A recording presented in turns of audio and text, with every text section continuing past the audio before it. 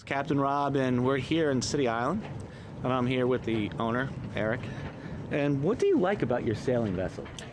I'll tell you what, there's a lot of things I like about it, but the variable drafter, having the centerboard, and just the general sailing performance of it is what I really like a lot. It's so easy to single hand.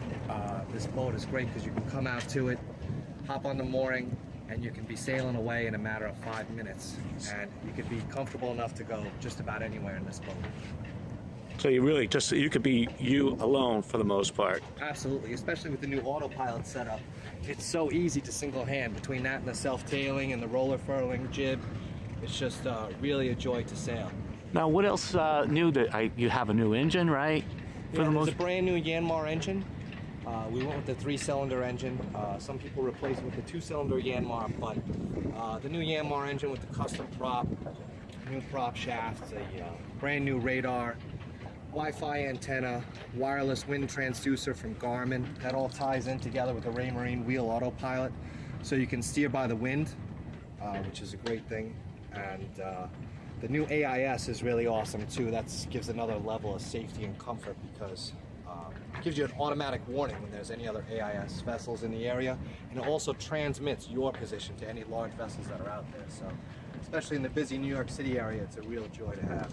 So now, what did you do with the rigging and the mast? Anything different? Well, the rigging, all the new running rigging is redone, and when we took the mast down, we went over everything really carefully just to make sure everything was good, and the standing rigging was replaced just a couple of years ago. So. All right, now we're on board inside a galley. Eric, what can you tell us about what you did inside? Any features that you like? Yeah, definitely.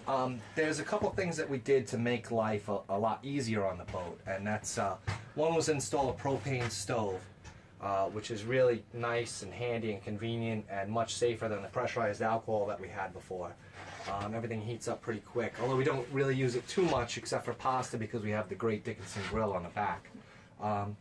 We redid all the freshwater plumbing, and we did it in PEX, which was really nice because it's so sturdy and so strong and really, really great for use on a boat. And we put in some great water filtering in the galley so that the tank water actually is And that's underneath the cabinet? Yeah, it's just underneath the cabinet there. We have a great nesting pan and pot set that comes with the boat from Magma, so everything stores away pretty nice. Can we get a shot of the engine? Sure thing.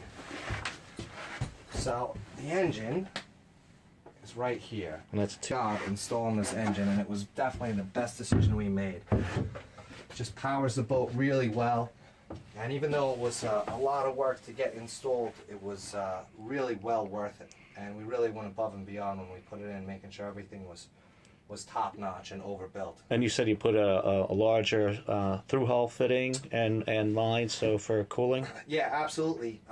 You know, the line calls for a 3/4-inch cooling, but what we tried to do was, where it was appropriate, we beefed everything up. So as far as the cooling is concerned, we put a 1-inch through-hull, 1-inch strainer, 1-inch line up to here where we gated down to 3/4, just in case there was ever any blockage on the through-hull or strainer was getting clogged. We'd still have plenty of cooling for the engine. The battery banks now. What can you tell me about the ACR?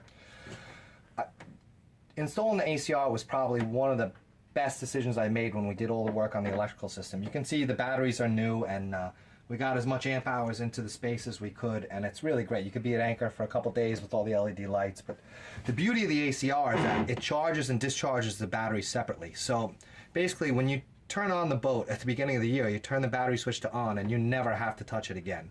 Never have to worry about what batteries are getting charged, never have to worry about switching over the battery switch. Everything is happening automatically, and it makes it really dummy-proof, which is just one less thing you have to worry about, and that's really the way we try to do everything. Perfect.